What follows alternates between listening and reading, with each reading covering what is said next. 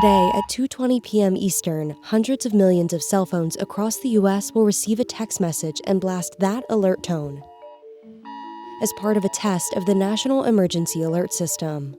So many of us grew up with the emergency broadcast system, right? This is a test.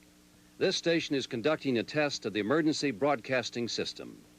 This is only a test. Getting that tone on your TV that interrupted whatever program you were watching. This is just the modern version of that going to people's cell phones. Here's why it's happening. Nationwide alerts for mobile devices were in the works since the September 11, 2001 terrorist attacks, but didn't become operational until 2012. Federal law requires the government to conduct a nationwide test at least every 3 years. The purpose of the test is to ensure that the emergency response systems continue to be effective means of warning the public about emergencies. This is the third time FEMA has conducted a wireless nationwide test of all cell phone emergency alerts, but a second test to all cellular devices. Getting alerts out promptly to our communities saves lives.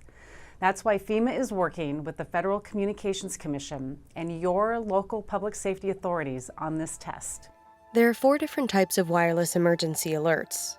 National or presidential alerts, which can only be issued by the president during a national emergency. Imminent threat alerts involving hazards on the local level, like extreme weather. Amber alerts about missing or abducted children. And public safety alerts, which have information about threats that may not be as imminent. More than 1,600 federal, state, and local authorities use what's known as the Integrated Public Alert and Warning System, or IPAWS, to issue alerts and warnings to people in their jurisdictions. Most cell phones powered on within reach of a cell phone tower and participating in wireless service should be triggered by the national test. Television shows and radio broadcasts will also be interrupted with an emergency test message.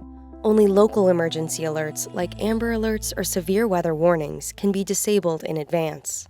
You cannot opt out of a national alert, and that's because it is sent by the president. So if the president is deciding to send an alert, it's considered important enough that you should receive it no matter what. Aside from test alerts, the president has not, to my knowledge, ever sent a national alert.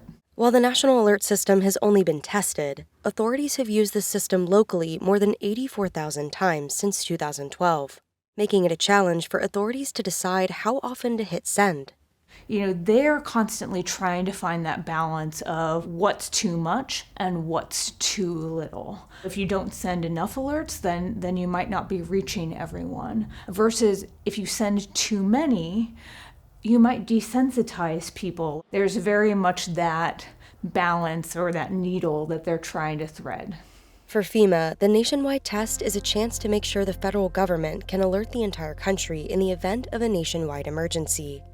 We want to make sure that when it counts, we can keep you informed. The next alert you receive could save your life or the life of ones you love.